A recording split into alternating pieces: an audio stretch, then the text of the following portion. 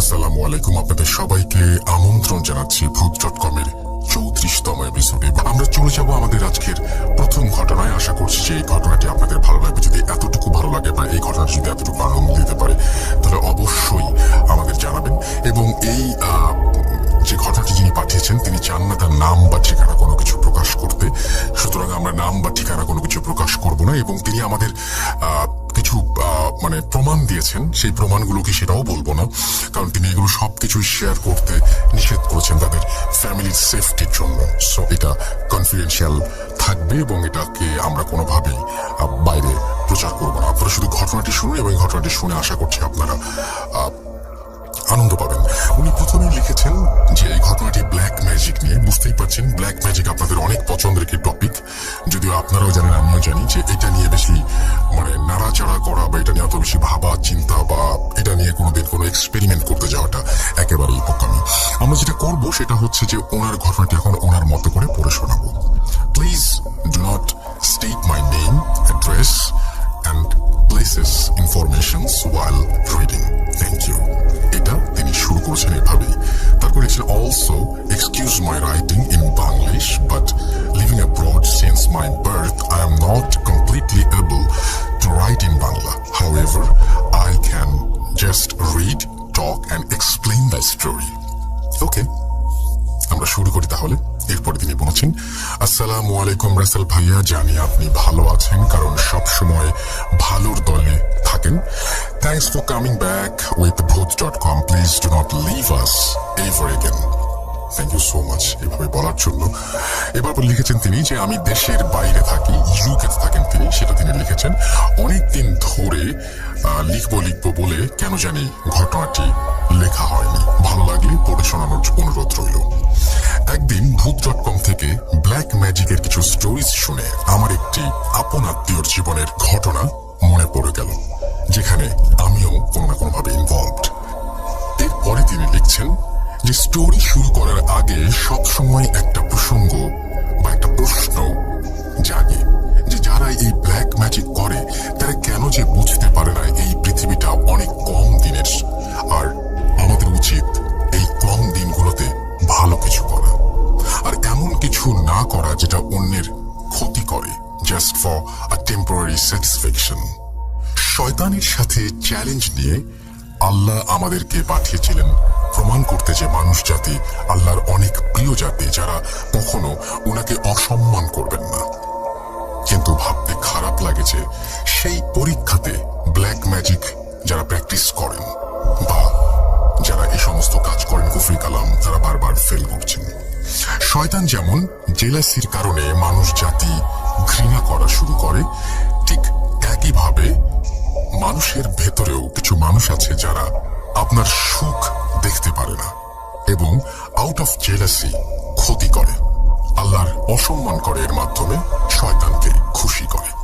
এই মানুষগুলোর খুব তাড়াতাড়ি রিয়েলাইজ করা উচিত যে একদিন সবার মরতে হবে আর ঈশ্বর আল্লাহ গডের কাছে জবাব দিতে হবে কেন দুনিয়ার পরীক্ষা ফেল করলো আর কেন শয়তানকে চ্যালেঞ্জে জিতিয়ে দিল। এইসব বলছি কারণ কিছু প্রবলেমস আমাদের এখনো সম্মুখীন হতে হচ্ছে। যারা এইসব কাজ করে তারা যদি হৃদয়ে একটু মায়া করে, before it's too late for them to ask for forgiveness. যাই হোক, মূল ঘটনায় চলে যাই, তারপর বুঝতে পারবেন কেন এসব বলছি। এই ঘটনাটি আমার হাজবেন্ডের লাইফে ঘটে যাওয়া একটি ঘটনা, তার পরিবারের সাথে। আমার হাজবেন্ডের পরিবার মানে আমার শ্বশুর বাড়ি বাংলাদেশের কোনো একটা জায়গায়, আমার বললাম না, এবং তারা পরে পড়াশোনার জন্য দেশের বাইরে চলে যান। এই ঘটনাটি 2018 সালের অক্টোবরের দিকে শুরু। একদিন আমি ইউনিভার্সিটির কাজ শেষ করে বাসায় আসি, আমার হাজবেন্ড অফিস শেষ করে আমার পরে বাসায় ফেরে। আমি এর মধ্যে কুইক করে কিছু রান্না বান্না করলাম, তারপর সোফা এসে বসে টিভিটা অন করে যখন খাবার মুখে দিতে যাই, হঠাৎ একটি বিকট গ্লাস ভাঙার সাউন্ড পেলাম। খুব জোরে একটি আওয়াজ, মনে হচ্ছিল কে যেন গায়ের যত শক্তি আছে সব শক্তি দিয়ে গ্লাসটা ভেঙে ফেলেছে। বুঝতে পারলাম যে শব্দটি কিচেন থেকে আসলো। ডাকাত হতেই পারে না। আমাদের এলাকায় এইসব বিষয় খুব কম হয়, বলতে গেলে হয়ই না। ভাবছিলাম উপরের অ্যাপার্টমেন্টে কাজ করাচ্ছে, হয়তো সেখান থেকেই সাউন্ড আসছে। তারপর ভাবলাম উপরে ফ্ল্যাটের রাতের সময় কেন কাজ করাবে, আর টাইম পেল না। ফ্ল্যাট রিফারবিশমেন্টের জন্য ল আর রুলস আছে সকাল সকাল করানো, যেন সন্ধ্যার পর নেইবার্সদের সাউন্ডের জন্য কোনো সমস্যা না হয়। পরে ভাবলাম উপরে ফ্ল্যাটে হয়তো আর্জেন্ট কোনো কাজ করা হচ্ছে। যাই হোক, মোটামুটি শিওর ছিলাম যে উপরের ফ্ল্যাট থেকেই সাউন্ডটি আসছে, কিন্তু তারপরও কেমন যেন মনে হচ্ছিল, এবং কেন যেন আমার বারবারই মনে হচ্ছিল যে ঘরেই শব্দটি হচ্ছে। এইসব ভাবতে ভাবতে কিচেনে যেয়ে লাইট অন করে যা দেখি, সবকিছু তো আগের মতোই আছে। বাসায় সবখানে চেক করলাম, কিছুই তো ভাঙা পাচ্ছি না, সব ঠিক আছে। তবে কি হলো, কোথা থেকে এই বিকট শব্দটি আসলো? আমি তো শিওর ছিলাম কিচেন থেকেই আসলো। তারপর ভাবলাম যেহেতু বাসার ভেতরে সব ঠিক আছে, তাহলে উপরের ফ্ল্যাটে গিয়ে রিকোয়েস্ট করব যেন রাতে কাইন্ডলি কাজ না করায়। এই কথাটি বলার জন্য উপরের ফ্ল্যাটে আমি রওনা দিলাম। যে বেল টিপে দেখলাম যে কেউ দরজা খুলছে না, ভেতরেও কোনো আওয়াজ নেই। তার মানে কি কেউ বাসায় নেই? তাহলে কি কেউ কোনো কাজ করাচ্ছে না উপরে? তবে এই আওয়াজটা কোত্থেকে আসবে? এইসব ভাবতে ভাবতে বাসায় ফিরে গেলাম। আর ওই দিন আমার হাজবেন্ডকে কিছু বলিনি, যেন ও টেনশন না করে। সাইকোলজিস্ট হয়ে ব্যাখ্যা খুঁজতে থাকলাম। তাই ভাবলাম হয়তো আমার নিজের মনের ভুলও হতে পারে, কিন্তু কেন যেন পুরো রাতটা ঘুমাতে পারলাম না আমি। পরের দিন সেম টাইমে ইউনিভার্সিটির কাজ শেষ করে বাসায় আসলাম। অ্যাজ ইউজুয়াল সন্ধ্যার খাওয়া তৈরি করলাম, টিভি অন করলাম আর খেতে লাগলাম। হঠাৎ আবারও সেম সাউন্ডটি হলো, আজকেও একই টাইমে একই সাউন্ড। আজব, আজকে একটি ভয় কাজ করলো যে হয়তো গতকাল কোনো চোর ঘরে ঢুকতে যাচ্ছিল আর পারেনি দেখে হয়তো আজকেও ট্রাই করছে। যদিও শিওর ছিলাম কেমন জানি যে চোর না, কিন্তু কখন কি হতে পারে কে জানে। তবুও কখনো মাথায় আসেনি যে অলৌকিক কিছু ঘটতে পারে। ভয় লাগছিল। পুলিশ কল করার উদ্দেশ্যে ফোন হাতে নিতে নিতেই দেখলাম একটি সাদা আলো আমার করিডোর দিয়ে পার হয়ে যাচ্ছে। বুঝে ওঠার আগেই আরেকটি বিকট শব্দ হলো। আমি চমকে উঠলাম। মনে হচ্ছিল যে কে যেন আমার বাসার গেটের দরজা খুব জোরে বাড়ি দিল, কিন্তু দরজা তো বন্ধই ছিল। কিছুই বুঝে উঠতে পারলাম না কি হচ্ছে আমার সাথে। বলে রাখা ভালো যে টিভি রুমের কিচেনের মাঝখানে একটি লম্বা হলওয়ে আছে, যেখান থেকে ডাইরেক্ট কিচেনে যায় টিভি রুম থেকে। খিদে চলে গেছে, কিছু না খেয়ে কিচেনে প্লেট রাখার উদ্দেশ্যে রওনা দিলাম। কিচেনের লাইট অন করে আর প্লেট টেবিলের ওপর রাখতে চেয়ে দেখলাম আমার হাজবেন্ডের অনেক প্রিয় আর শখের ডাইনিং গ্লাসের টেবিলটা পুরো ভেঙে চুরমার হয়ে গেছে। এমন বাজে ভাবে চুরমার হলো, মনে হচ্ছিল কে যেন অনেক রাগান্বিত ভাবে হাতুড়ি দিয়ে ভেঙে দিয়ে গেছে। ফ্লোরে ছোট ছোট কাচের টুকরো পড়েছিল। কিভাবে ভাঙলো? আর সেই সাদা ছায়াটি কি ছিল? কখনো আমার জীবনে এমন কিছু দেখিনি, আজ প্রথম। সেই রাতে দুজনেরই ঘুম আসছিল না। আমার হাজবেন্ডকে বোঝাতে লাগলাম যে বড় কোনো ক্ষতি হয়নি কারো, এটাই বড় কথা। তারপর ব্যাখ্যা দিতে লাগলাম যে ফ্যাক্টরি থেকে হয়তো গ্লাসের কোনো ফল্ট ছিল বা কিছু বাবলস ছিল, যার কারণে গ্লাসটা এমন অবস্থায় ফেটে গিয়েছে। কিন্তু তাকে সান্ত্বনা দেওয়ার জন্য যে সব বলছি, সে বুঝতে পেরেছিল। কেননা এই টেবিলটি গত 6 বছর ধরে আছে আমাদের বাসায়, কখনো কিছু হলো না, এখন কেন? শুনেছিলাম কাঁচ ভাঙার নাকি ভালো লক্ষণ না, হয়তো এটাই ঠিক। আরো কিছুদিন পর সন্ধ্যায় মাগরিবের আজানের সময় আমার হাজবেন্ড হঠাৎ বাসার দরজায় 3টি হাতের নখ শুনতে পায়। এই টাইমে কে আসতে পারে ভাবতে লাগলো। হয়তো পোস্টম্যান কোনো লেটার রেখে গিয়েছে বক্সে। দরজা খুললো, চেক করার জন্য বক্সটা খুললো, কিন্তু কিছুই ছিল না। আশেপাশে কাউকে দেখতেও পেল না, সব নিরিবিলি। এত নিরিবিলি কখনো দেখেনি আগে। যাই হোক, মনের ভুল ভেবে দরজা আটকে দিল। সেই একই রাতে আমার হাজবেন্ড একটি দুঃস্বপ্ন দেখলো তার এক আপন চাচা খুব কাঁদছে একটি অন্ধকার ঘরে বসে। আশেপাশে কেউ নেই, কিছু নেই, শুধু একটি লাশ দাফন করার কাপড় দিয়ে মোড়ানো। আজব একটি স্বপ্ন ছিল। তার চাচা কেন দেখল? দাফন কাপড়ে মোড়ানো কে ছিল?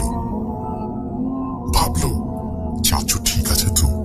এরপর দিন তার স্বপ্নে দেখা চাচুকে সে কল দিল। উনি তো ঠিকই আছেন, কিন্তু এখানে আমাদের বুঝতে ভুল হয়েছিল। 2018 নভেম্বরে আমার বার্থডে উপলক্ষে পার্টি দেই আমরা। ওই দিন আমার হাজবেন্ড কেমন যেন টেনশনের মতো ভাব করছিল, তার ভেতরে টেনশন কাজ করছিল। পার্টি শেষে তাকে জিজ্ঞেস করলাম কোনো কারণে আপসেট কিনা। সে বলল আজকে হঠাৎ কেমন জানি বাবার জন্য খুব খারাপ লাগছে। এত খারাপ লাগছে যে বলে বোঝাতে পারবো না। আগে কখনো এত খারাপ লাগেনি। আমি ভাবলাম অনেক বছর হয়েছে দেশে যায় না, হয়তো এই কারণেই হতে পারে। কিন্তু আসল বিষয়টা অন্যরকম ছিল। জীবনে শুনে এসেছি মা বাবারা সন্তানদের বিপদ টের পায়, কিন্তু আমার জীবনে নিজের চোখে না দেখলে কখনো বিশ্বাস করতাম না যে সন্তানরাও মা বাবার বিপদের কথা বুঝতে পারে। এর পরদিন বাংলাদেশ থেকে কল দিয়ে জানতে পারলো যে বাবা গ্রামের বাড়ি গেছে আর হঠাৎ খুব অসুস্থ হয়ে পড়েছে ওখানে। গ্রামে গেলে উনি নর্মালি একাই যেতেন। গ্রামে যাওয়ার কারণ ছিল কিছু গুরুত্বপূর্ণ কাজ বাকি ছিল ওনার, ওগুলো শেষ করে ঢাকা চলে যাবেন তাড়াতাড়ি। তার আগে উনি বাজারের দোকান থেকে এক কাপ চা খেয়ে নেন। বাবা গ্রামে গেলে সব সময় গ্রামের বাজারে এই দোকান থেকেই চা খেতেন। চা মজা হয় দেখে। পরবর্তীতে জানতে পারলাম যে ঠিক 2 সপ্তাহ আগে আমাদের কিছু ব্যাড উইশার্স, মানে যারা আমাদের হাসি মুখ সহ্য করতে পারেন না আর আমাদের পরিবারের শুধু ক্ষতি চান, তারা বাবার চায়ের কাপের ভেতর 3 বার একটা কুফরি তাবিজ চুবিয়ে দিয়ে বাবাকে সেটা খাইয়ে দিয়েছে। মানে তারা নিশ্চয়ই জানতো যে বাবা এই দোকান থেকে চা খাবেন, এখানে আসবেন। আর সেই দিন থেকে বাবা অসুস্থ হয়ে পড়লেন এবং অসুস্থ হওয়া শুরু করলেন। যখন বাবাকে ক্ষতি করার জন্য তাবিজটি তৈরি করা শুরু হয়, তখন থেকে আমার হাজবেন্ড বিভিন্ন সাইন্স পায়। তার অনেক প্রিয় গ্লাস ভাঙা টেবিলের উপরে, মানে যেটা ঘটে আমাদের বাসায়, চাচুর কান্না, কাফন কাপড় দিয়ে মোড়ানো মানুষ, এই সমস্ত দুঃস্বপ্নে দেখা এবং গেটের দরজায় 3টি নখ শুনে। সবগুলোই ভালো লক্ষণের না। হয়তো এসব সাইনের মাধ্যমে সতর্ক করে দেওয়া হচ্ছিল যে কোনো বিপদ আসছে সামনে। সেই দিন বাবা চা খেয়ে অসুস্থ হয়ে যাওয়ার ফলে একই দিন আর ঢাকায় ফিরতে পারলেন না। চিন্তা করলেন যে আরো একদিন থেকে যাবেন, যেহেতু আজকে শরীর খারাপ লাগছে। এত দূর জার্নি করা, আরো উইক হয়ে পড়তে পারেন তিনি। সেই রাতেই বাবার সাথে আরো কিছু ঘটনা ঘটে। রাতের আঁধারে বাবা দেখতে পান বাড়ির ভেতরে অনেক কিছুই, এবং কার যেন গলার ডাক শুনতে পান তিনি। সেই কণ্ঠটি বলছে সব শেষ, সব শেষ। আরো একটা কালো ছায়ার মতো দেখতে পান বাড়ির ভেতরে। বাবা অনেক সাহসী ছিলেন, তাই তো গ্রামে একাই যেতেন, একাই থাকতে পারতেন। বাবা একবার ভেবেছিলেন যে অলৌকিক কিছু হতে পারে, এমন উনি লাইফে অনেকই দেখেছেন। তাই এইসব বিষয়ে অত বেশি ভয় পেতেন না, শুধু আল্লাহর উপরে ভরসা করতেন এবং আল্লাহ যে যথেষ্ট এটাই তিনি বিশ্বাস করতেন। বেশি কিছু না ভেবে বাবা ঘুমিয়ে পড়লেন দোয়া কালাম পড়ে এবং 3 বার আয়াতুল কুরসি পড়ে। এরপর দিন একটু বেটার ফিল করা শুরু করলেন, তাই ঢাকার দিকে রওনা দিলেন তিনি। ঢাকায় যাওয়ার পরেই আমাদের জীবনে, আমার হাজবেন্ডের জীবনে অনেক বড় একটি বিপদ চলে আসে। বাবা দিনের পর দিন অনেক অসুস্থ হয়ে পড়েন। বাবা খুব অসুস্থ থেকে বাংলাদেশে আর্জেন্টলি যাওয়া হয়। এরপরেই কালো জাদুর ঘটনাগুলো একটার পর একটা শুরু। বাবা ঢাকায় যাবার পর কিছুদিন পর আমাদের ননদকে রাস্তায় একটি মেয়ে হঠাৎ এসে বলেছে তোদের উপরে অনেক খারাপ কিছু হবে, সাবধান, বলেই মেয়েটি ভ্যানিশ হয়ে গেল। আমার ননদ তাকে আর দেখতে পেল না। ভাবলো হয়তো পাগল হবে। আমি জানি না বিশ্বাস করবেন কিনা, বাবা মারা যাবার আগে রাতে অমাবস্যার রাত ছিল, আর সেই দিন স্পষ্ট আমরা দেখতে পাই একটি বিবস্ত্র চেহারার রূপে একটি মানুষ হঠাৎ ঘরে ঢুকে পড়ে। কেউ থামাতে পারলো না, এত ধরতে আর থামাতে চেষ্টা করলো সবাই, কিন্তু কেউ পারলো না। মানুষটি শরীরে এত শক্তি ছিল, মনে হচ্ছিল হাজার হাজার মানুষকে একসাথে হলে যে শক্তি হবে তার শক্তি তেমন। কাউকে কোনো কথা না বলে যেই রুমটি খালি ছিল সেই রুমে ঢুকে পড়ে, দরজা লক করে দিল। তারপর কিছুক্ষণের মধ্যে আবার বের হয়ে গেল। সবাই আবারও জিজ্ঞেস করছিলাম, কোন অধিকারে এভাবে বাড়ির ভিতরে ঢুকে পড়লেন? এত মানা করার পরও কে আপনি, কেন এসেছেন, কাকে চান? যাওয়ার আগে শুধু একটু উত্তর দিল, সরি, রং ফ্ল্যাট। আজব। ওই রাতে এই বিষয়টা পাত্তা দেওয়ার আগেই বাবাকে নিয়ে সবাই অনেক ব্যস্ত হয়ে ওঠে, কারণ ওনার অসুস্থতা আরো বেড়ে যাচ্ছিল। বারবার হার্ট অ্যাটাক হচ্ছিল, আবার বিট ফিরে আসছিল। একটা মানুষ এতবার হার্ট অ্যাটাক করার পরও বাঁচার কথা না, কিন্তু উনি ফিরে আসছিলেন। 10 মিনিটস হার্টবিট ছিল না, এরপর আবার ফিরে আসে। বলে রাখা ভালো, বাবার বডি রেগুলারলি চেক আপ করানো হতো। কিছুদিন আগে রিপোর্টে লেখা ছিল ওনার সব ঠিক আছে, কিন্তু রিসেন্ট রিপোর্টে একদিনের মধ্যে হঠাৎ একসাথে 2টা কিডনির প্রবলেম দেখা দেয়, লিভারের আর লাংসের প্রবলেম দেখা দেয়, সব একসাথে ফেলিয়ার। আমাদের এলাকার বড় ইমাম থাকে, তিনি বললেন যে ব্ল্যাক ম্যাজিকে এই সব হচ্ছে, এবং ব্ল্যাক ম্যাজিকের মাধ্যমে সব করা হয় বদ চিন চালান দিয়ে। অমাবস্যার রাতের পর লাস্টে যা হয়, বাবাকে আইসিইউতে নেওয়ার আগে নার্সটা বললেন ওনার মাথায় কে যেন খুব জোরে একটি বাড়ি দেয়, আর উনি মাথা ধরে থাকেন অনেকক্ষণ। তারপর সব গেল। সকালেই বাবা আমাদের মাঝে আর নেই। আমার হাজবেন্ডের দেখা দুঃস্বপ্নে কাফনের কাপড় মোড়ানো হয় তাকে, আর চাচ্চু ছিলেন স্বপ্নের জাস্ট একটি হিন্ট, যা ওনার আত্মীয় অর্থাৎ আমার শ্বশুরের ভাই, তিনি স্বপ্নে এসেছিলেন। আর সেই কারণেই যেহেতু ভাই ছিলেন স্বপ্নে এরকম ভাবে কাঁদছিলেন। বাবা চলে যাবার পর বিছানা চাদর সব গুছাতে চেয়ে তোষকের ভেতর একটা মোড়ানো কাগজ পাওয়া যায়, কিছু লাল সুতো দিয়ে পরানো। কাগজটির ভেতরে উল্টো করে কিছু লেখা, কিছু নাম্বার, কাফনের কাপড় দেয়া আর কিছু মাটি পাওয়া যায়। এলাকার বড় ইমামকে এটা দেখানো হয়, আর উনি কনফার্ম করেন যে এটা অনেক বড় একটি কুফরি কালাম, যা বাবার উপর প্রয়োগ করা হয়েছে। বুঝতে বাকি রইল না যে সেই রাতে যে বিভৎস চেহারার লোকটি ঘরে ঢুকেছিল এবং সে বলেছিল রং ফ্ল্যাট, সেই লোকটি দিয়ে গিয়েছিল এটি। ইমাম আরো বললেন যে এটা তাদের লাস্ট একটা চাল ছিল, যেটি সাকসেসফুলি কাজ হয়েছে আমাদের ফ্যামিলির মাথা কেটে দেওয়ার জন্য, মানে আমাদের ফ্যামিলির হেড আমাদের বাবা। এই সব জানার পর আমার হাজবেন্ড ফ্ল্যাটের সিসিটিভি ফুটেজ চেক করে দেখতে লাগলেন, দেখার জন্য যে কে সেই লোকটি যে রাতে এসেছিল এবং ঢুকেছিল আমাদের ঘরে।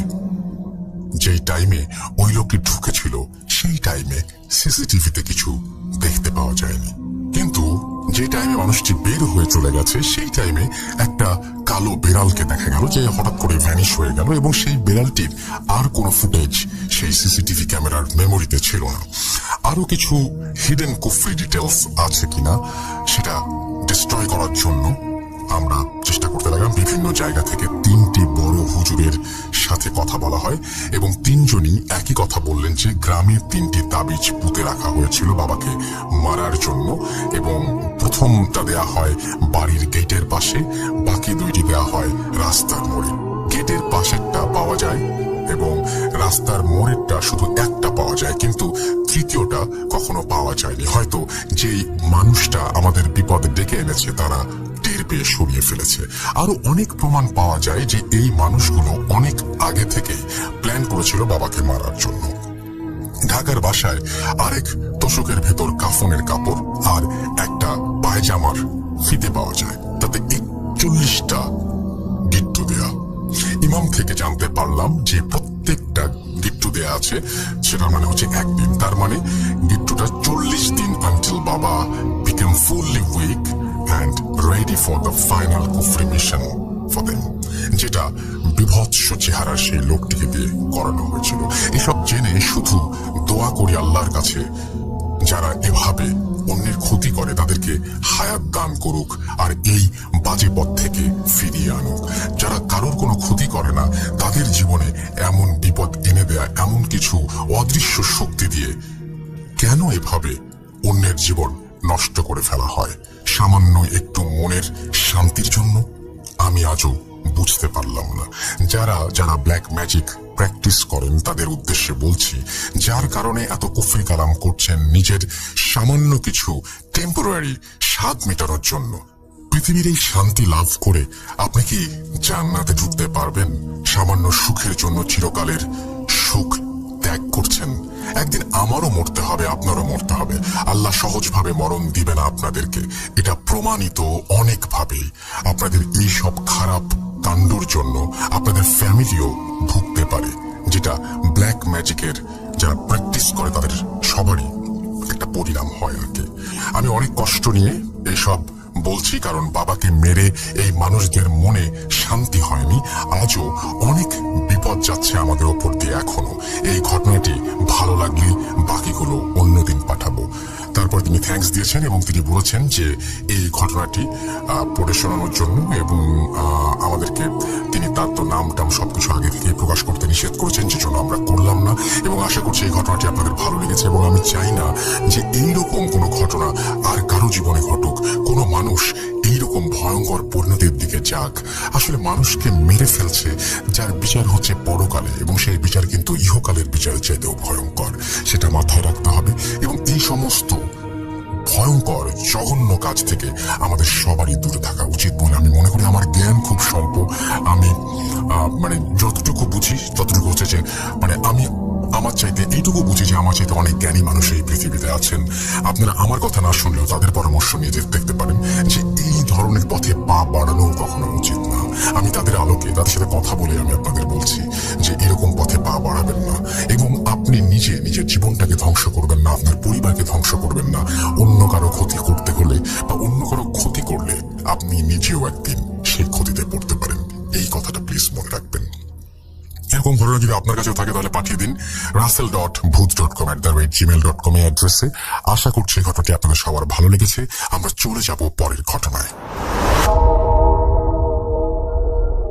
Spirit, be here with me.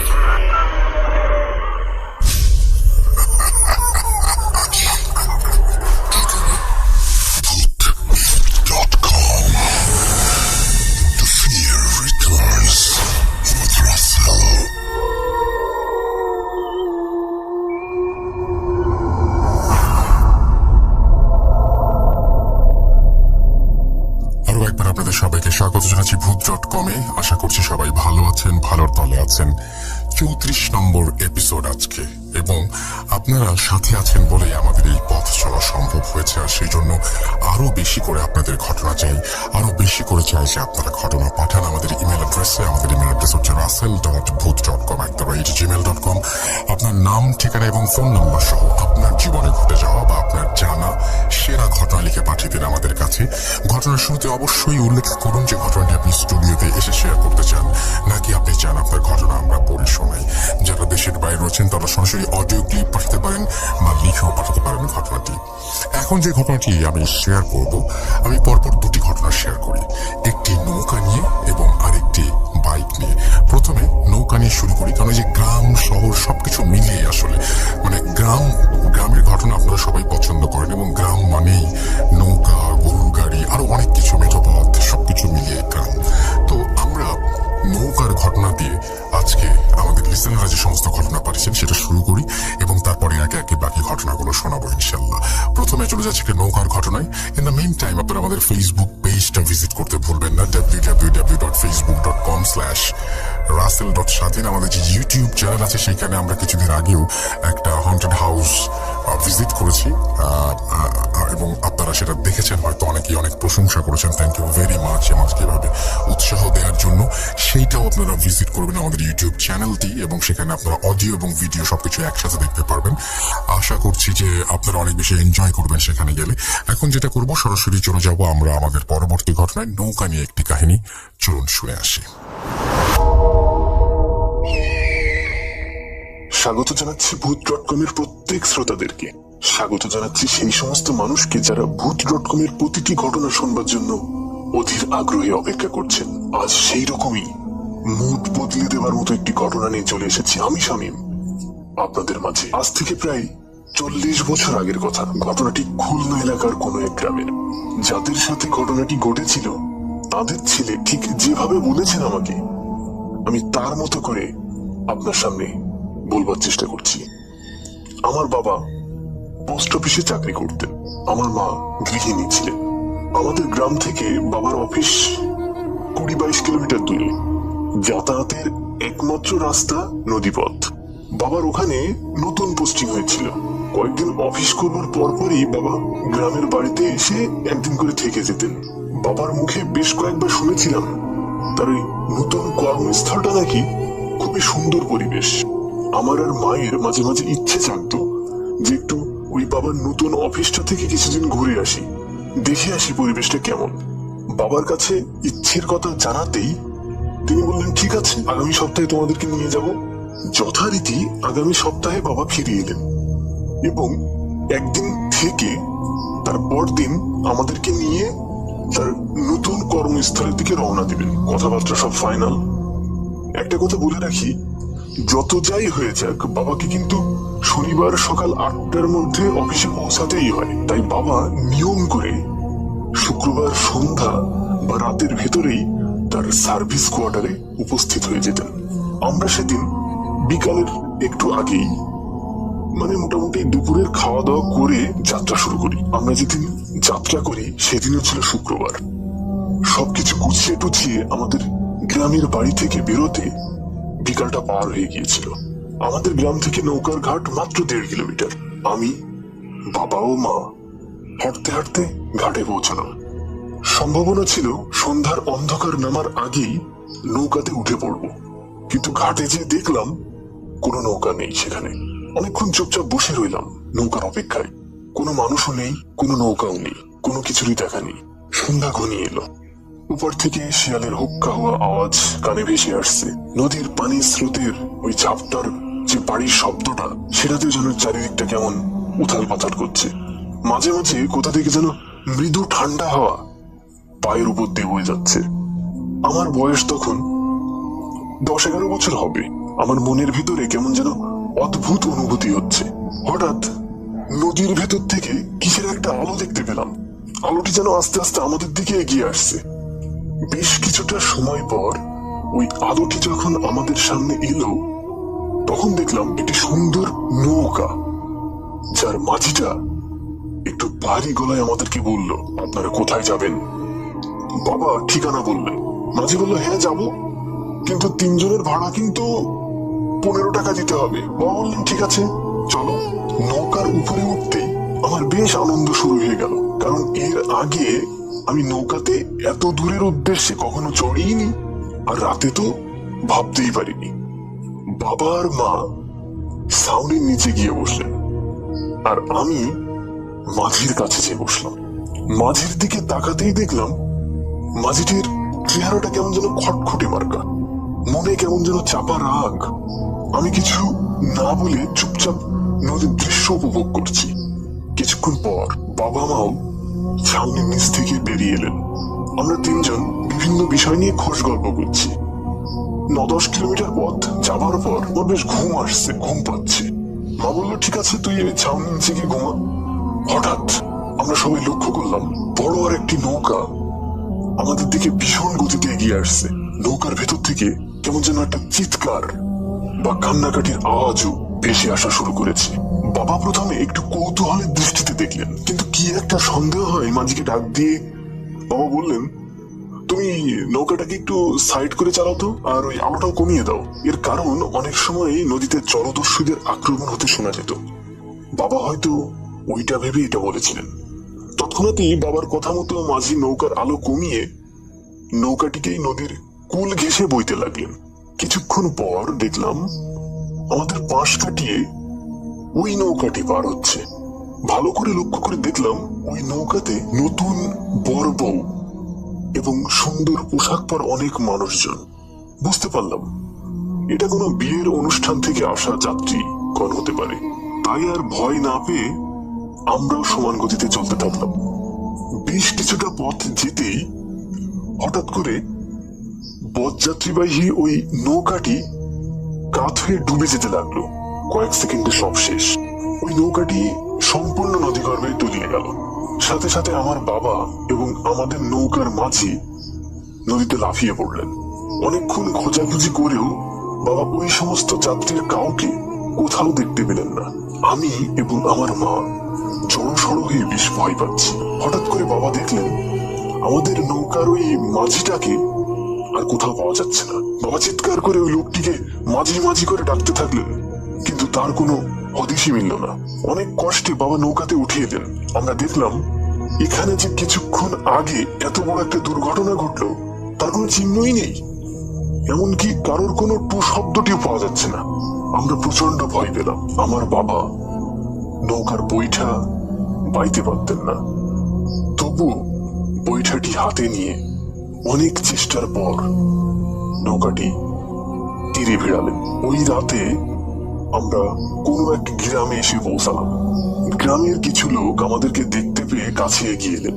তারা জানতে চাইলেন আমরা এখানে কেন, আমরা এখানে কি করছি, আমরা কোথাও যাবো কিনা। বাবা ওনাদেরকে সবকিছু খুলে বললেন যে এই এই ঘটনা। ওদের ভেতর একজন বললেন যে আজ থেকে প্রায় 1 বছর আগে ওইখানে এক বরযাত্রীবাহী নৌকা নাকি ডুবে গেছিল। সেই নৌকার সব যাত্রী নাকি মারা গেছিল, শুধু মাঝি বেঁচে ছিল।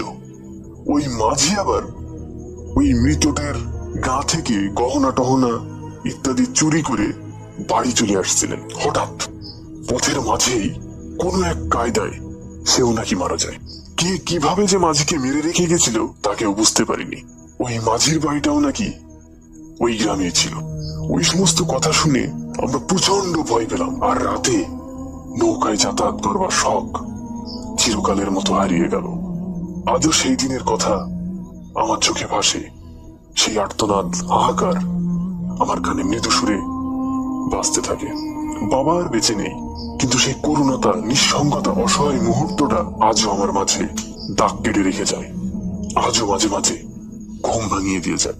ঘটনাটি ঘটেছিল খুলনার কোনো এক গ্রামে, আর নদীর নাম ছিল পশুর নদী। আজও হয়তো ওরকম রাতে দেখা মিলতে পারে কোন একটি বরযাত্রীবাহী নৌকা। আমরা তাদের আত্মার শান্তি কামনা করি। পরবর্তী দিন আরো এক নতুন ঘটনা নিয়ে আপনাদের সামনে হাজির হব আমি, শামীম। ততক্ষণ শুনতে থাকুন ভূত.com। Spirit, be here with me.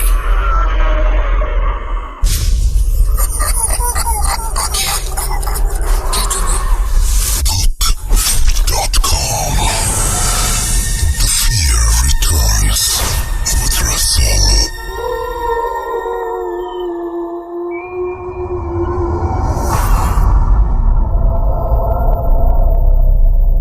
এবারের কাহিনীটি একটি বাইক নিয়ে। দুটোই কিন্তু আমাদের যানবাহন, রাইট? নৌকা যেমন ঠিক তেমনি একই সাথে আমাদের যাতায়াতের মাধ্যম আর কি।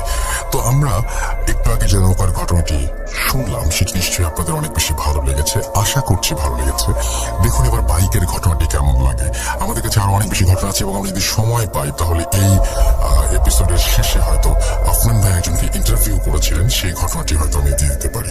তো যাই হোক, আমাদের সঙ্গে থাকুন এবং আশা করছি প্রতিটা মুহূর্ত আমাদের সাথে ভূত.com-এর সাথে আপনারা অনেক বেশি এনজয় করবেন।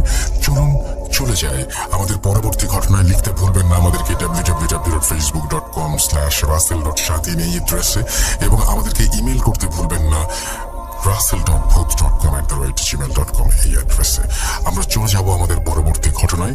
আশা করছি ভূত.com-এর সাথে আজকের পুরো সময়টা ভয়ঙ্কর আনন্দে কাটবে। চলুন শুনে আসি পরবর্তী ঘটনা। আসসালামু আলাইকুম রাসেল ভাই। আশা করি আপনি এবং আপনার সকল লিসেনার অনেক অনেক ভালো আছেন এবং আমি সব সময় ব্যক্তিগতভাবে সেই দোয়াই করি।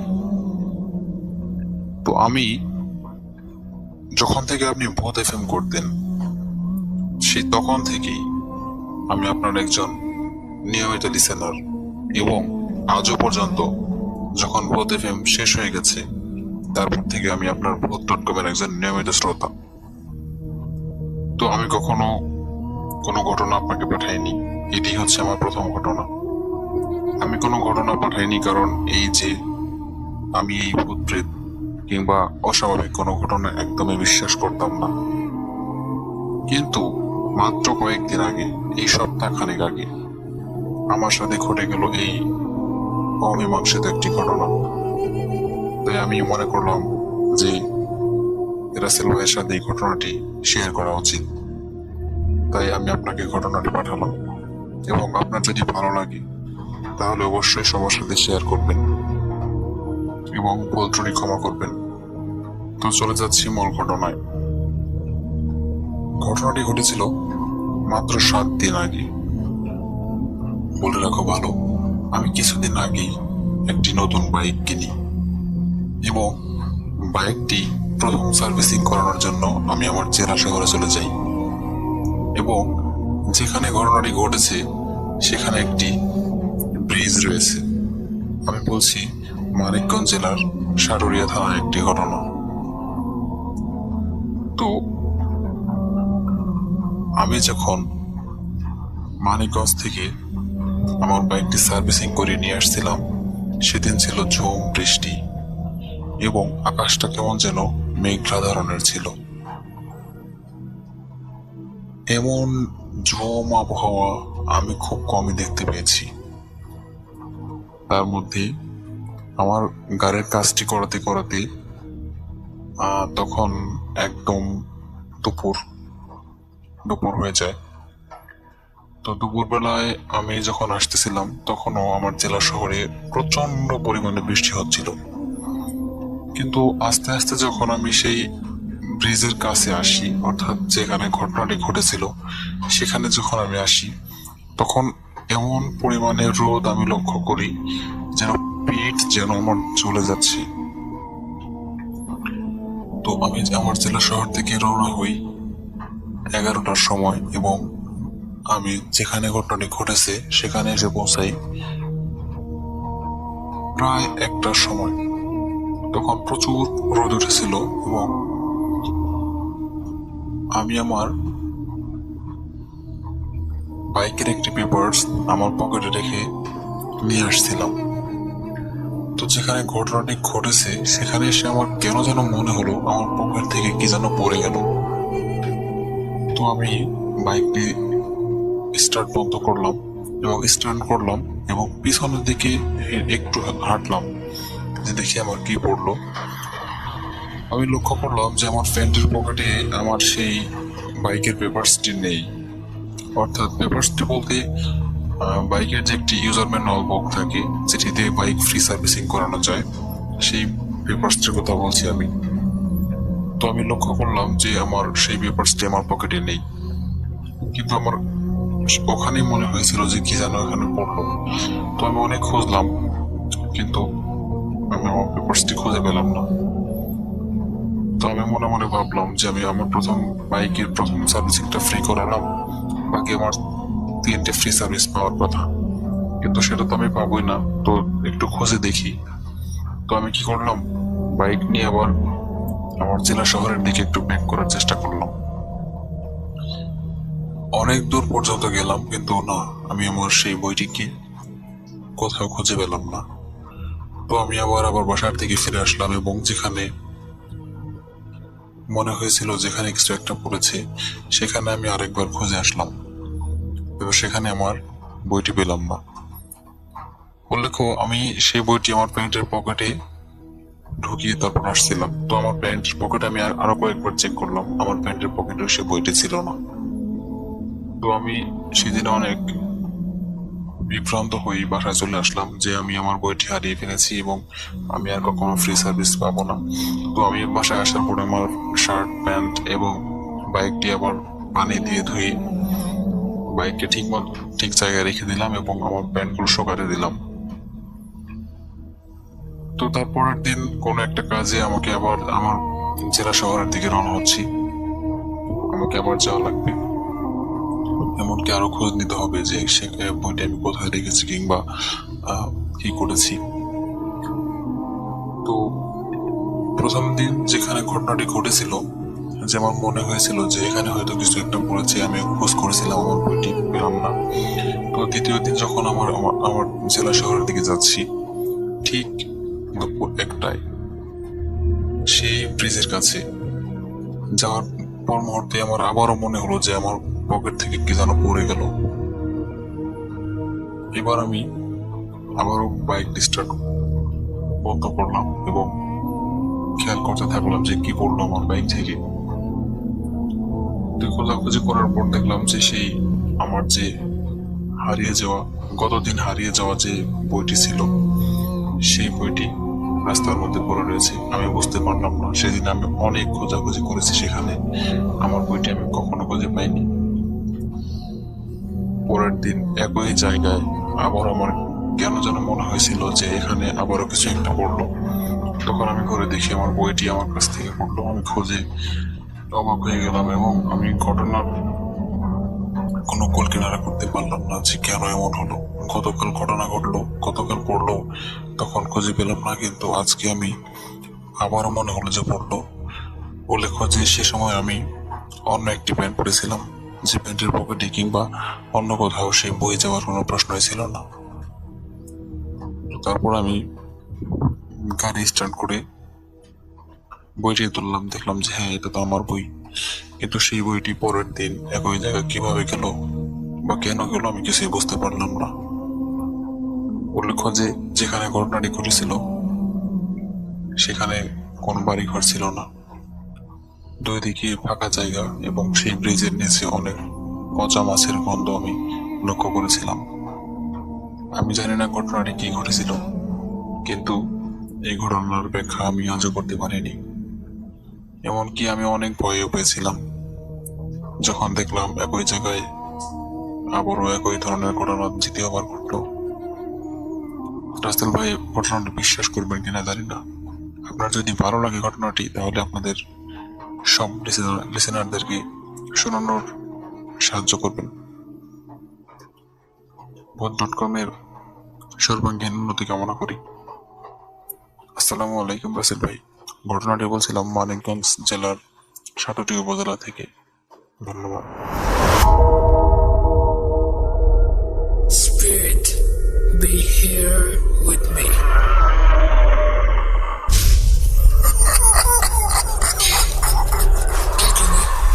Voot.com. The fear returns with Russell.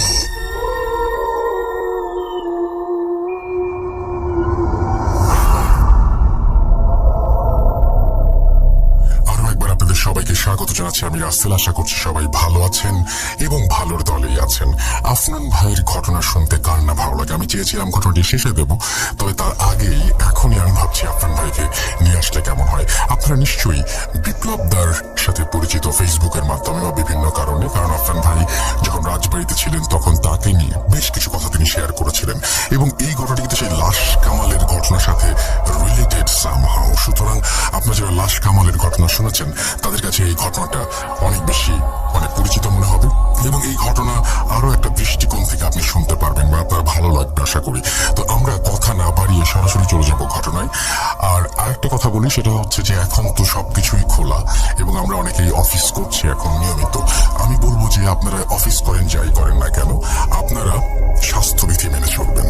অনেক রকমের জীবাণুই বাতাসে ঘোরাফেরা করতে পারে, কিন্তু আমরা যদি সচেতন না থাকি তাহলে যে কোনো জীবাণু আমাদের আক্রমণ করতে পারে।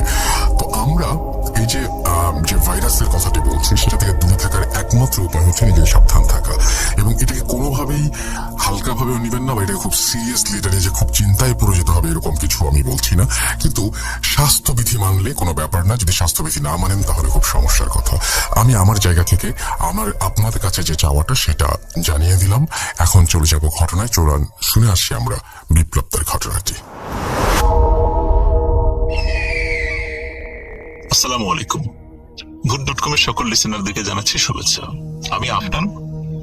আজকে এই মুহূর্তে আমি আপনাদের সঙ্গে যে ঘটনাটি শেয়ার করব সেটিও কিন্তু আমার নিজের মুখে আমি শেয়ার করব না, এটি যার সঙ্গে ঘটেছে তিনি নিজেই আপনাদের সঙ্গে শেয়ার করবেন এবং আপনারা জেনে ভালো লাগবে এই ঘটনাটি কিন্তু লাশ কাটা ঘরের একটি ঘটনা। ঘটনাটি যার সঙ্গে ঘটে তিনি আমাদের বিপ্লব দা, যার বাড়ি রাজবাড়ী জেলার বিনোদপুর এলাকার বিবেকানন্দ পল্লীতে। কোন একটা কারণে উনি সেদিন লাশ কাটা ঘরে গিয়েছিলেন, কারণ ওই দিন ওনার একজন বড় দাদা যিনি সাধারণত এই কাজটি করেন, ওই দিন উনি ছিলেন অসুস্থ। অসুস্থ থাকার কারণে যেহেতু উনি একা যেতে পারছিলেন না, এই জন্য বিপ্লব দাকে তিনি সাথে নিয়ে যান। এবং লাশ কাটার ঘরে কিন্তু অনেকগুলো প্রসিডিউরস থাকে, এই প্রসিডিউরস গুলো মেনটেন করতে হয়, কিন্তু উনি অসুস্থ থাকার কারণে যেহেতু উনি হয়তো ওই প্রসিডিউরস গুলো মেনটেন করতে পারবেন না বলে ধারণা করেছিলেন এবং কাজেরও প্রেশার ছিল, এই জন্য বিপ্লব দাকে সাথে নিয়ে যান। আর বিপ্লব দা যখন সাথে যান, সেখানকার দৃশ্য দেখার পর থেকেই ওনার সঙ্গে ঘটনাটির সূত্রপাত ঘটে। বিপ্লব দা এখন নিজের মুখে সেই ঘটনাটি আপনাদের সঙ্গে শেয়ার করবেন। বিপ্লব দা কেমন আছেন? আমি ভালো আছি। দাদা, আপনি শুরুতে যেটা বলছিলেন আমি তো অনেকটা বলেই দিলাম। লাশ কাটা ঘরে যাওয়ার পর আপনি সেখানে কি দৃশ্যটা দেখেছিলেন? আপনি তো দাদার সঙ্গে আপনার দাদার সাথে গেলেন সেখানে, কারণ সেই কাজটি করে। আপনি যখন ওই দিন গেলেন তার সাথে, সেখানে আসলে ওই লাশের দৃশ্যটা কেমন ছিল? লাশের দৃশ্যটা একটু অন্য ধরনের ছিল। এখন থেকে 6 মাসের মতো, 6-7 মাস আগে দৌলতদিয়া ঘাটের পতিতালয়ের আচ্ছা, একটা লাশ নিয়ে আসছিল। যে নিয়ে আসছিল ড্রাইভার, তার নাম হচ্ছে কালাম। কালাম ভাই, হ্যাঁ চিনি। কালাম ভাইয়ের স্টোরি লিসেনাররা শুনবেন অবশ্যই। এই কালাম ভাই লাশটা নিয়ে আসে। লাশের ওই ক্রিজ দিয়ে স্টেপ করা ছিল গলায়, মানে কোপ মারা হয়েছিল না এটা এক ধরনের চাকুর মতো। আচ্ছা, ক্রিজ বেচানো, হ্যাঁ ক্রিজ বলে ওটা দিয়ে। এই এই এই গলার নলির যে ইটা মেন লাইনটা, শ্বাসনালী যেটা আমরা বলি, ওই শ্বাসনালীর মানে এপার থেকে ওপার করে দিচ্ছিল পুরা সম্পূর্ণটাই। তো ওই ঘটনা ঘটার পরে তো লাশটা যখন নিয়ে আসা হয়, আমি ভিতরে গেছিলাম।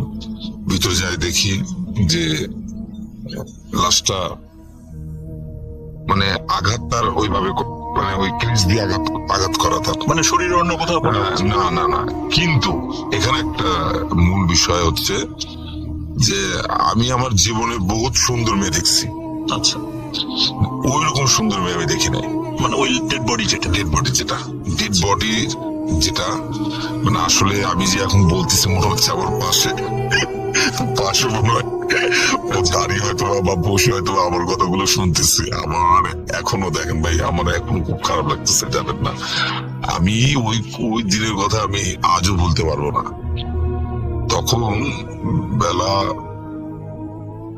2:30 থেকে 3টা 3:30 মতো বাজতেছিল। মানে দিনের বেলা, রাতের বেলা? রাতের বেলা না, দিনের বেলা। যাই হোক, লাশটা যখন আমার দাদা পোস্টমর্টম করে, আমি একদম স্টেপ ওখানে দাঁড়ায় আছি, কিন্তু আমার নজরটা মানে সম্পূর্ণ ওই ফোকাস ছিল ওই লাশের গায়ের উপরে।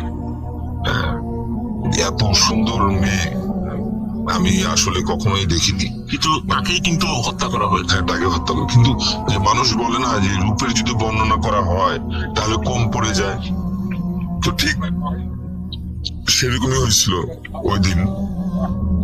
তো ওই লাশটা যখন পোস্টমর্টম হয়ে যায়, হওয়ার পরে আমি সুস্থভাবে মোটামুটি বাসায় চলে আসি। এসে খাওয়া দাওয়া করি, রেস্ট নেই। রাত্রিবেলা খাওয়া দাওয়া করে যখন আমি ঘুমোইতে যাই, ঘুমানোর সময় যখন আমি চোখটা মানে এক সাইডে যখন ঘুরি, এক সাইডে যখন ঘুরি, মনে হচ্ছিল যে সে আমার সামনে শুয়ে আছে ওই অবস্থায়। মানে ওই লাশটা? হ্যাঁ, ওই লাশটাই। মানে আমি ওই দিনটা মানে ওই সময় মানে আমি চক্কর উঠছিলাম, আমার সম্পূর্ণ শরীর মানে ঠান্ডা হয়ে গেছিল। এমন অবস্থা যে আমি তো তারাই দেখে আসছিলাম লাশ কাটা ঘরে, শোয়া অবস্থায় সে আমার বাড়ির পাশে কিভাবে করে দাদা ওই যখন আপনি যখন আপনার বিছানায় যখন ওই ডেড বডিটা আপনি দেখলেন, তো দেখার পর ওই যে সে যখন আহত অবস্থায় ছিল, তার গলায় যেহেতু স্টেপ করা হয়েছিল, তো আপনি যখন দেখেছেন তখন কি মানে ওই অবস্থায় ছিল নাকি সে তাকে জীবন্ত অবস্থা আপনি দেখেছিলেন? না, আমি তাকে ওই অবস্থায় দেখছিলাম। মানে ঠিক ওই লাশে সেম সেম সেম, মানে কোনো 19-20 না, একদম সেম। ওইরকমই স্টেপ, ওইরকম সুন্দর, হ্যাঁ, চোখটা হালকা হালকা খোলা, অনেক সুন্দর, ওইরকম দেখছিলাম। দেখার পরে মমনটাই। হ্যাঁ, অমনটাই। কিন্তু এখানে একটা ব্যাপার আছে, মানে লাশটা তো সোজা শুয়েছিল, আমি যখন ঘুরছিলাম তখন সে কিন্তু আমার দিকে ঘুরছিল।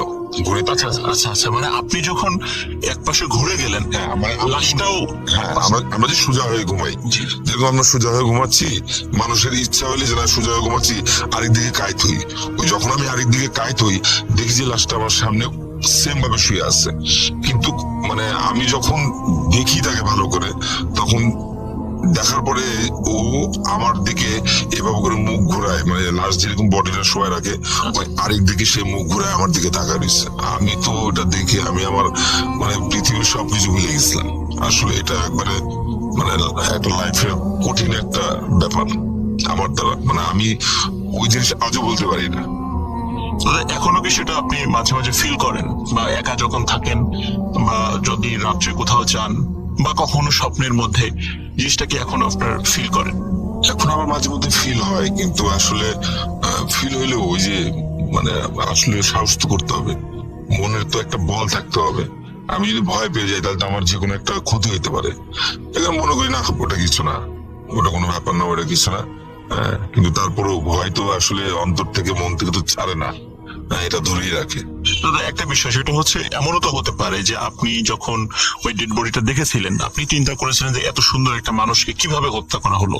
এরকম যখন চিন্তা থেকে, এমনও তো হতে পারে সেটা আপনার মাথার মধ্যে এটা বসে গিয়েছিল, সেটা হ্যালুসিনেশন হতে পারে। কিন্তু আপনি যখন ঘুমের সময় সেটা বাস্তবেই দেখছিলেন, এবং আপনি যখন একপাশে কাত হচ্ছিলেন, ডেড বডিটাও আপনার দিকে কাত হয়ে যাচ্ছিল। এটা তো আসলে হ্যালুসিনেশন বা চোখে শুধু দৃষ্টিভ্রম হওয়ার কথা না। এমনও তো হতে পারে যেটা তো শুধু দৃষ্টিভ্রম, এমন নয় যে মানুষের মাথার মধ্যে একটা বিষয় কাজ করছে, আমরা তখন অনেক সময় জিনিসগুলো দেখি। কিন্তু আপনি যেটা দেখে আসলেন, নর্মালি যেহেতু আপনি দেখা যাচ্ছে যে আপনাকে যেহেতু আপনার দাদা সেখানে নিয়ে গিয়েছিল, নর্মালি আপনার সাহস না থাকলে কিন্তু আপনাকে তার ওখানে নিয়ে যাওয়ার কথা না। আপনাকে সাহসী মনে করেন বিধায় উনি নিয়ে গেছেন। আর যখন আপনি এত সাহসী হওয়ার পরেও আপনার সঙ্গে এই ঘটনাগুলো ঘটলো, বিশেষ করে এই ঘটনাটা যখন আপনার সাথে ঘটলো, তখন মানে আমার কাছে যেটা মনে হয়েছে সেটা হচ্ছে যে এটা ডেফিনেটলি অবশ্যই ওই জায়গা থেকে সে আসছিল, কোনো একটা বিষয় আপনার সামনে চলে আসছে। চলে আসছে।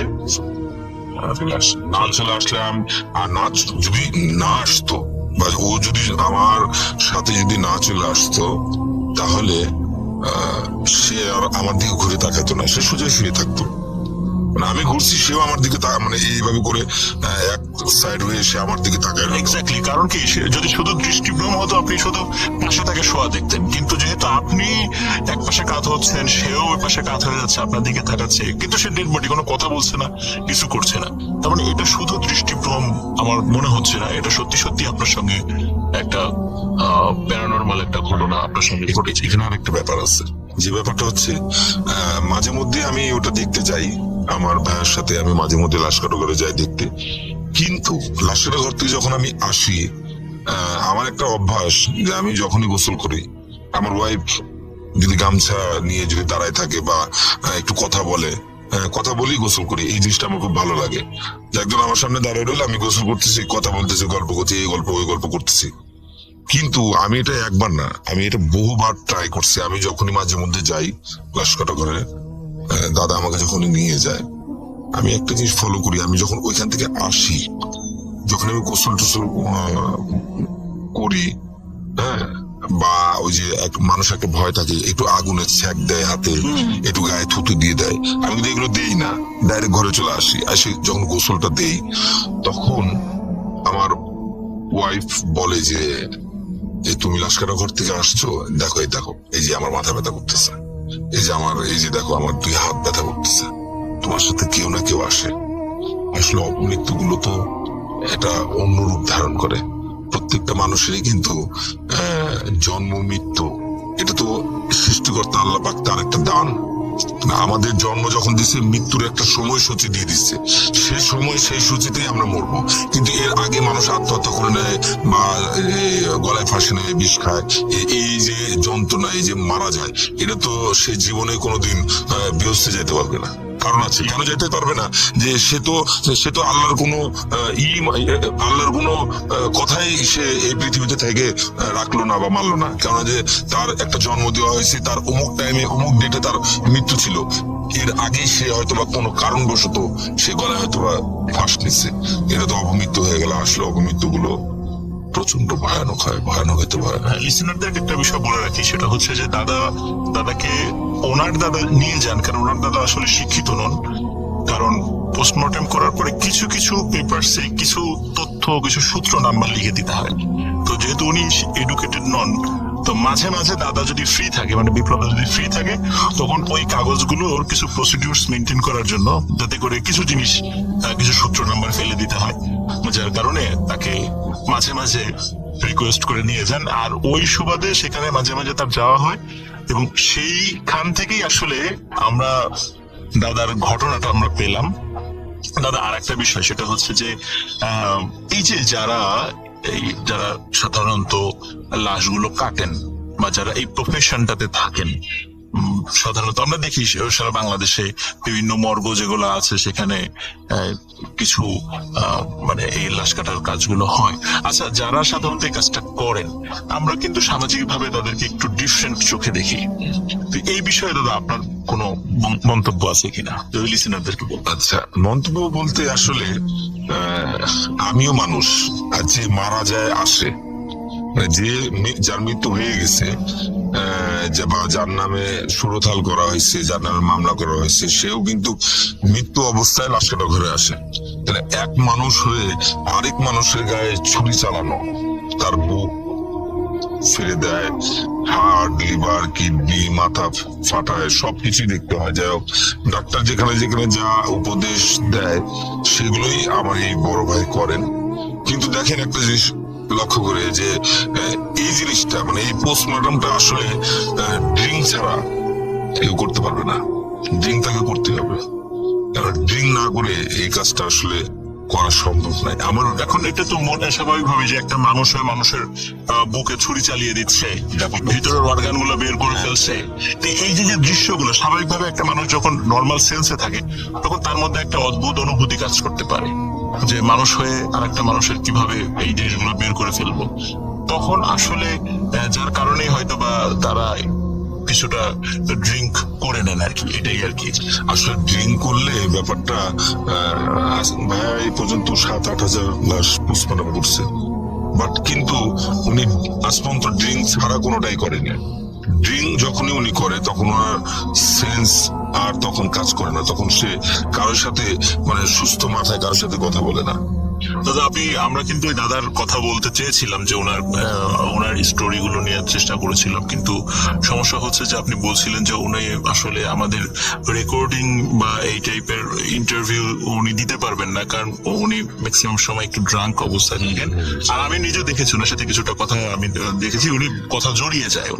এই জন্য লিসেনার আমরা আসলে এই বিষয়ে আন্তরিকভাবে দুঃখিত যে অরিজিনাল যিনি, তার একদম কথা আপনাদেরকে শোনাতে পারলাম না, কারণ উনি আসলেই কথা বলতে সক্ষম নন। এখানে সক্ষম নন, ওনার কথা জড়িয়ে যাবে, আপনারা বিরক্ত হবেন। কিন্তু ওনার ছোট ভাই, তাকে আমরা আপনাদের সামনে নিয়ে এসেছি, যিনি মাঝে মাঝে সেখানে গিয়েছেন এবং ওনার একদম প্র্যাকটিক্যাল এক্সপিরিয়েন্স আছে। এই জন্য ওনার কথা আমি আপনাদেরকে শোনালাম। তো দাদা, আপনাকে অসংখ্য ধন্যবাদ। আশা করি আপনার আরো অনেক ঘটনা আমরা পাবো, কারণ যেহেতু আপনি আপনাদের পাশেই এরকম ব্যক্তি আছেন এবং পরিচিতর মধ্যে আমরা জানি যে লাশ কাটা ঘর রিলেটেড অসংখ্য ঘটনা আমরা বিভিন্ন সময় শুনেছি, শুধু মানুষের মুখেই শুনতাম। আজ কিন্তু একদম ফার্স্ট আপনার কাছে শুনলাম যিনি একদম সেখানে প্রত্যক্ষ করেছেন। প্রত্যক্ষ করার পরে এখনো আপনি যখন বাসায় আসেন, ভাবির কথা বলছিলেন যে তিনি কিন্তু খুব হাড়ে হাড়ে সেটা টের পান যে আপনার সাথে অবশ্যই কোনো জিনিস এসেছে। এটা সত্য, এটা সত্য। আমি মাঝে মধ্যে যখন ওখান থেকে আসি তখন সে আমার সামনে আর আসে না। তখন বলে যে তুমি একবারে গোসল টোসল করে ফ্রেশ হয়ে আসো। কারণ আমি গেলেই আমার দেখা যায় মাথা ব্যথা করে, হাত ব্যথা করে, হ্যাঁ, চোখ লাফায়, হ্যাঁ, মানে ইজি ব্যাপারগুলোটা। তো নিশ্চয়ই কেউ আসে হয়তো আমার গোসল দেওয়ার পরে, হ্যাঁ, গোসল দেওয়ার পরে হয়তো সে থাকে না, চলে যায়। আর আমি গোসল, মানে আসলে মানুষের প্রত্যেকটা মানুষের উচিত, হিন্দু হোক, বৌদ্ধ হোক, খ্রিস্টান হোক আর মুসলিম হোক, যে ধর্মের হোক না কেন, মানে আমাদের ধর্মের কথা বলি, মানুষ যখন গোসল যখন করে বা হিন্দু শাস্ত্রের মধ্যে স্নান বলে, কেউ স্নান বলে, কেউ আপনাদের ধর্ম মুসলিম ধর্ম হয়তো গোসল বলে। তো যাই হোক, যেটাই হোক, একটাই তো বিষয়, আমরা যখন স্নান করি বা গোসল যেটাই বলি না কেন, তখন কিন্তু আমরা সৃষ্টিকর্তার যে কোনো একটা নাম ধরে ডেকেই কিন্তু গায়ের উপরে জলটা ঢালি। এতে কি হয় জানেন? এতে দেহ পবিত্র হয়, মন পবিত্র হয়ে যায়, ফ্রেশ লাগে নিজের কাছে। হয়তো বা কোনো কিছু থাকলে হয়তো সে চলে যাওয়ার চেষ্টা করে। হ্যাঁ, ঠিক আছে, এই হলো ব্যাপার। তো লিসেনার, আসলে আমরা একটা বিষয় সৌভাগ্যবান, সেটা হচ্ছে যে দীর্ঘ অনেক সময় পর, মানে সত্যিকার অর্থে যাদের এক্সপেরিয়েন্স হয়েছে বা যাদের এক্সপেরিয়েন্স আছে, আমরা তো শুধু শুনি, কিন্তু সত্যিকার অর্থে এমন এক্সপেরিয়েন্সড পার্সনের কাছ থেকে আজকে আপনাদেরকে ঘটনা শোনাতে পারলাম।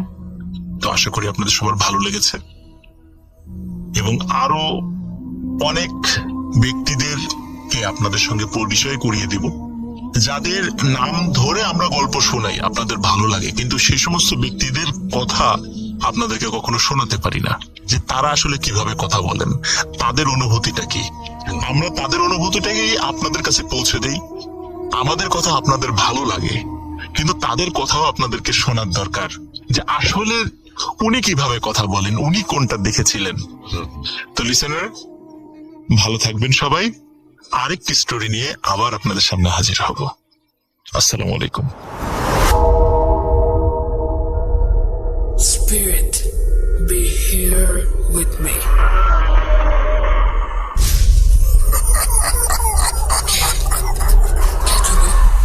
Voot.com.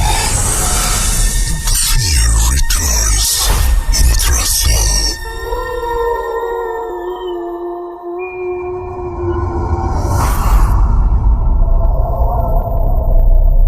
আবারও ফিরে এলাম আমি, রাসেল, এবং অবশ্যই জানাবেন যে বিপ্লবদার যে ঘটনাটি সেটা আপনাদের কেমন লেগেছে। এবং আফনান ভাই সবসময় নিজে ঘটনা বলেন, এবার তিনি কিছু মানুষের ইন্টারভিউ করেছেন। আমার মনে হয় যে বিপ্লবদার ঘটনাটি আপনাদের খারাপ লাগেনি। যাই হোক, এখন যেটা করবো সেটা হচ্ছে একটা খুব চমৎকার ঘটনা, যেটা আমার কাছে পুরো একটা কারণে ভালো লেগেছে, যে ঘটনাটির মধ্যে কেমন যেন একটা মানে অরিজিনাল একটা ইয়ে আছে আর কি। মানে উনি খুব চমৎকার ভাবে বলেছেন, এখানে তার যেমন চাইল্ডহুড উঠে এসেছে, নানির সাথে তার সম্পর্ক সেটা যেমন উঠে এসেছে, অনেক কিছুই জড়িত, এবং সেই সাথে রহস্য তো আছেই। তো আমার মনে হয় সব মিলিয়ে এখন যে ঘটনাটি আমি আপনাদের শোনাবো সেটি হয়তো আপনাদের খারাপ লাগবে না। তো আমি কথা না বাড়িয়ে সরাসরি চলে যেতে চাই ঘটনায়। আশা করছি যে এই ঘটনাটি আপনাদের ভালো লাগবে এবং আপনাদের অনেক অনেক অনেক বেশি আনন্দ দেবে। তো আমরা ঘটনায় যাওয়ার আগে আরো একবার বলতে চাই যে আপনি যদি আমাকে লিখতে চান তাহলে চলে যান russell.booth.com@gmail.com এই অ্যাড্রেসে, এবং সেই সাথে আমাদের ফেসবুকে যদি কিছু লিখতে চান তাহলে ভিজিট করুন www.facebook.com/russell.স্বাধীন। আমরা আসলে চেষ্টা করি সবচেয়ে ভালো ঘটনাগুলোই আপনাদের সামনে হাজির করার, এবং আপনারা যদি ঘটনা পাঠানো বন্ধ করে দেন তাহলে ভূত.com বন্ধ হয়ে যাবে, একদম পরের দিন থেকে একদম সোজাসুজি বন্ধ হয়ে যাবে। সুতরাং আমি অনুরোধ করবো যে বেশি বেশি করে ঘটনা পাঠান। এবং যেহেতু প্যান্ডামিক সিচুয়েশন এখনো, মানে আমি বলবো যে কোভিড চলে গেছে বা এরকম কিছু, কিন্তু আমি এইটা বলতে পারি আপনাদেরকে যে আপনারা স্বাস্থ্যবিধি মেনে এখন চাইলেই স্টুডিওতে আসতে পারেন। মানে I am ready for that. If you want you can come and এখানে এসে you can share your story. তো এটা আপনারা ভেবে দেখবেন, যদি আপনারা আসতে চান ডেফিনেটলি আপনারা সেটা মেনশন করবেন একদম মেইলের ফার্স্টেই, আপনার নাম, ঠিকানা এবং ফোন নাম্বার দেওয়ার পরে আপনি বলবেন যে আমি স্টুডিওতে সেই ঘটনাটি শেয়ার করতে চাই, বা একেবারে ফার্স্ট হেডলাইনেও দিতে পারেন যে আমি স্টুডিওতে সেই ঘটনাটি শেয়ার করতে চাই। এবং যারা স্টুডিওতে শেয়ার করবেন তারা অবশ্যই ফোন নাম্বার দিতে ভুলবেন না। আপনার ফোন নাম্বারটি নিয়ে আমরা যেটা করবো, আপনাকে ফোন করবো এবং আমাদের অ্যাড্রেস সম্পর্কে জানাবো, কিভাবে আমাদের সাথে যোগাযোগ করতে হবে সেটাও জানাবো, যাতে আপনারা খুব সহজেই এখানে এসে পৌঁছাতে পারেন এবং ঘটনাটি আপনারা আমাদের সাথে শেয়ার করতে পারেন। কোনো কথা না বাড়িয়ে আমরা চলে যাব সেই দাদির ঘটনায়। আশা করছি এই ঘটনাটি আপনাদের অসম্ভব ভালো লাগবে। চলুন শুনে আসি ঘটনাটি। আসসালামু আলাইকুম রাসেল ভাই, আশা করি ভালো আছেন। বুথ.com এর সকল শ্রোতাদের আমার শুভেচ্ছা। বুথ এফএম এবং বুথ.com এর শুরু থেকে আমি আসছি এখন পর্যন্ত। তো আমি সুমন, মালয়েশিয়া থেকে। আমার গ্রামের বাড়ি ব্রাউনবাড়িয়া। আজকে আমি যে ঘটনাটি বলবো, ঘটনাটি 2004 সালে ঘটে। আমার বয়স তখন 14 বছর। তো বলে রাখি, আমি নানার বাড়িতে ছোটবেলা লেখাপড়া করছি, নানার বাড়িতে ছিলাম।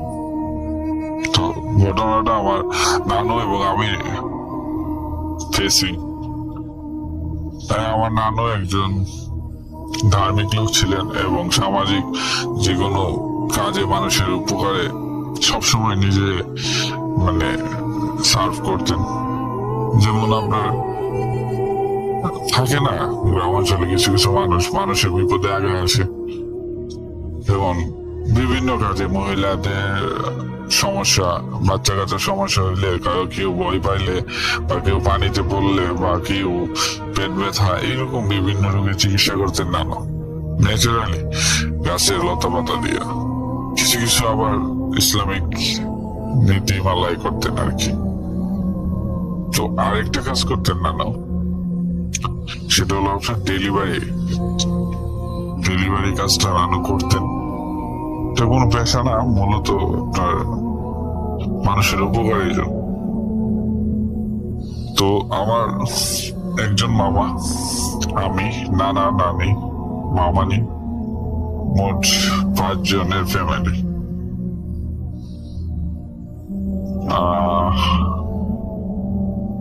তো ঘটনাতে আমি চলে যাই। তো আমি তখন অনেক ছোট, নানুর সাথে সব সময় থাকতাম। 14 বছর বয়স, আর কত বড়। তো একদিন হুট করে রাত্রে 1টা বাজে আপনার 2জন মহিলা নানুকে গড়ে ডাকতে আসছে হারিকেন হাতে নিয়ে। তো নানু ঘুম থেকে উঠলো, উঠে দেখে যে প্রতিবেশী পাশে বলতে কি মোটামুটি একটু দূরের 2জন মহিলা আসছে নানুকে নিয়ে যেতে। তো নানু একটা সিস্টেম ছিল কি, রাত্রেবেলা কোথাও জায়গায় গেলে আমার সাথে নিয়ে যেত। তো আমার ঘুম থেকে তুলে, তো আমি ঘুম চোখে নানুর সাথে বুঝতেও পারতেছি না যে নানু কই নিয়ে যেতেছে। সেই রকম একটা পরিস্থিতিতে আমি নানুর সাথে যাই।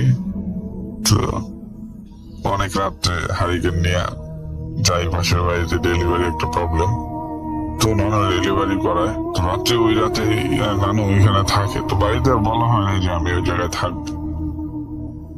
তো সকালবেলা আমি নানু ফ্রেশ হয়ে নাস্তা করে ওই বাড়ি থেকে আবার ব্যাক করি নানার বাড়িতে। তো ব্যাক করার পরে আমার মামা খুব রাগে। মামার অনেক আগে থেকেই বাধা যে এইসব কাজ না করার জন্য, কারণ নানু বয়স্ক মানুষ, আর এগুলা অনেক রিক্সি। রাত বিরাতে কোনো টাইম টেবিল নেই। সেই কারণে আমার মামা খুব নানুর সাথে রাগারাগি করে, প্রচন্ড রাগারাগি করে। আমার মামা একটু ইংরেজি লোক। তো রাগারাগি করে, মূলত রাগারাগি করার মধ্যে ওই রাগের পরিমাণ এত হয়ে যায় যে আমার উপরে ওই রাগটা সারে আর কি। আপনার আমাকে মারে, চর থাপড়া মারে, তুই গেলি গা, তুই না গেলে তো যাইতো না। তো যাই হোক, ওই দিন নানু রাগ করে নানু খাওয়া দাওয়া বন্ধ করে দেয় যে ছেলে এত করছে, নানুরে গালাগালি করছে। তো ওই দিন নানু কি করে, হুট করে ঘর থেকে বাইরে হয়ে যায়। নানু প্রচন্ড রাগী মানুষ ছিল। তো তো বাইরে হয়ে যায়, কাউকে বলে না দুপুরবেলা। তো মামা প্রাইমারি স্কুলে মাস্টার ছিলেন, তো উনি তো সকালবেলা চলে গেছে। তো বিকাল 5টার পরে আসছে মামা এসে আমার বলতেছে যে তোর নানু কই। নান দুপুরে কই জানে গেছে, আমি তো যাই না। তো মামা খুব রাগারাগি করে আমার বলে খুঁজতে, সবাই মিলা খুঁজে, কিন্তু রিলেটিভ যাদের বাড়িতে নানু যাইতো ওদের বাড়িতে নাই। আমিও খুঁজছি, দুপুর বেলায় খুঁজছি, কিন্তু নানুকে পাই নাই। তো অ্যাকচুয়ালি মন আমারও খারাপ, প্রচন্ড খারাপ, কারণ নানুর ছাড়া এক মুহূর্ত আমার ভালো লাগতো না। তো যাই হোক, রাত হয়ে গেল, আপনার সবারই মন খারাপ যে নানু কই গেল কই গেল কই গেল। তখন মোবাইল ফোনটা ছিল কিছু মানুষের হাতে, কিন্তু আমার সামর্থ্য হয় না এরকম মোবাইল ফোন কিনা। মোবাইল ফোনটা রেগুলার হয়েছে 2006, আর ঘটনাটা করছে 2004।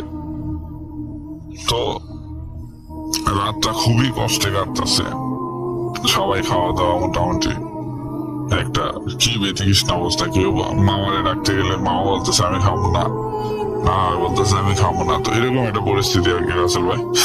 তো যাই হোক, আমি রাত্রে আমি একটা নানুর একটা স্পেসিফিক জায়গা ছিল, ওই জায়গাটা শুধু আমি জানতাম, আর কেউ জানতো না। কারণ এই জায়গার মধ্যে নানু অনেক সময় জায়গা বসে থাকতো। তো আমি চিন্তা করলাম যে রাত্রে আমি ওই জায়গাটায় যাও, যা দেখবো যে নানু আছে কিনা। তো আমি জায়গাটার বিবরণ দিই আপনারে। জায়গাটা এমন একটা জায়গা, আমার নানুর বাড়ি থেকে আপনার একটু দূরে বলতে কি মাঝখানে 2টা ক্ষেত আছে, তার উপরে একটা উঁচা গেছে, ক্ষেতের উপরে আপনার 2টা তাল গাছ, একটা বড়ই গাছ। তো বেশিরভাগ সময় নানুর মন খারাপ থাকলে বা নানু ওই জায়গায় মাছও ধরতো, পাশে একটা খাল আছে, মাছ ধরতো অনেক সময়, বা ওই জায়গাটা নানুর একটা মানে কমন জায়গা ছিল। আর দিনের বেলা তো ওই জায়গায় সার্চ করছি, মানে ওই জায়গায় পাইনি। তো চিন্তা করলাম যে রাত্রেবেলা হয়তো নানু কোনো এক জায়গা থেকে আইসা ওই জায়গায় বসে থাকবো, বা আমি নানু ওই জায়গায় নিয়ে আসবো। তো কি হইলো, আমি তখন রাত 9টা কি 9:30 বা 10টা বাজে এইরকম টাইম আমি লুকায় গেছি মোটামুটি। মামা আরেক রুমে মামি নিয়ে শুয়ে গেছে, আর নানা একলা করে বসে রয়েছে। নানা খুব চিন্তিত, কই গেল। নানা অনেকক্ষণ বিশ্রাইছে, তারপরে পায় নাই। তো আমি পিছনের দরজা দিয়ে বের হইয়া, আমার হাতে কোনো কিছু নাই, লাইট কোনো কিছু নাই, কারণ আমি বের হইলে আমার মামা আমার খুব শাসন করতো। তো এত রাত্রে বের হইলে অবশ্যই আমার যাইতে দিবে না কোনো জায়গায়। তো আমি চিন্তা করলাম আমি নিজে যাবো। তো আমি আস্তে আস্তে হাঁটতে ওই ক্ষেত পার হয়ে, ক্ষেতে মোটামুটি একটু তখন পানি ছিল, খালেও মোটামুটি পানি ছিল, এই হালকা পাতলা পানি বলতে কি মানে জোয়ারের পানিগুলো আর কি, আপনার হাঁটু সমান পানি। তো আমার ওই খেতে যাইতে ওই দিক দিয়ে, মানে আমার নানার বাড়ি আরেক পাশ দিয়ে ক্ষেতের রাস্তা আছে, ওই জায়গায় যাইতে। তো আমি কি চিন্তা করলাম অ্যাঙ্গেলে চলে গেল। তো জায়গায় আমি উপরে উঠবো, তো এমন সময় আমি মানে ক্ষেতের ডাউনে আছি আর কি, মানে উপরের দিকে উঠি নাই। এমন সময় আমি শুনতেছি আমার নানু কণ্ঠ কাউরে বলতেছে যে তোরার জন্য আমার কষ্ট লাগে, তোরা আমার কাছে আসবি না, ঠিক আছে, আমি যা ভালো আছি। আর ওইটারে 2টা থাপড়া দে, ওটা বড় বিয়াদব। তো আমি চিন্তা করলাম নানুর কণ্ঠ, কার সাথে নানু কথা বলতেছে। উপরের দিকে তাকাইলাম, তো রাত্রবেলা চাঁদনি রাত, কিন্তু সবকিছু ক্লিয়ারলি দেখা যায় না। কিন্তু আমি দেখতে পারতেছি যে আমার নানু, কারণ আমার নানু একটা লাল চাদর পরতো সবসময়, গায়ে দিয়ে রাখতো। ওই চাদরটা দিকে আমি বুঝতে পারলাম যে নানু সামনের দিকে মুখ দেওয়া আছে, কিন্তু আমি পিছনের দিকে, অনেকটাই পিছনে ডাউনে আছি খেতে। তো আমি ওইখান থেকে, কারণ নানুর সাথে আমার এতই সম্পর্ক ছিল যে আমি নানুর কোনো কাজে বা কোনো কিছুতে অনুমতি বা একটা আছে না যে আমি ভয় পাইলাম নানুর, এরকম ছিল না। কারণ নানু মোটামুটি তখন ছোটবেলার একটা আমার বন্ধু ছিল। তা আমি ডাক দিলাম, নানু তুমি এখানে কি করো?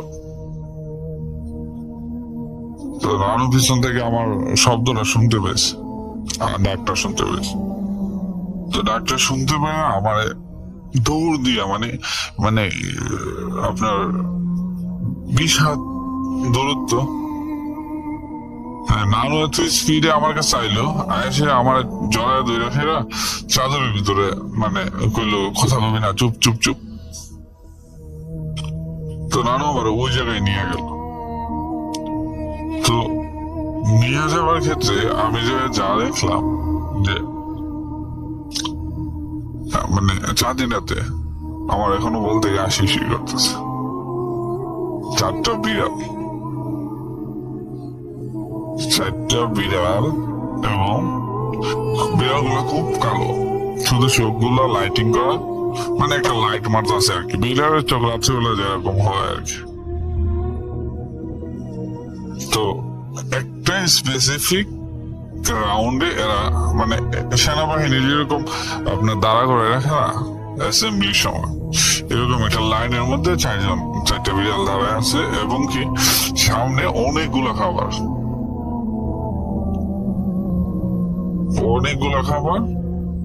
তো নানু আমার এমন ভাবে জড়ায় ধরা বসছে যে আমি মোটামুটি নানু কুলে বলতে গেলে একটা ঠেঙের উপরে আমি বসে আছি।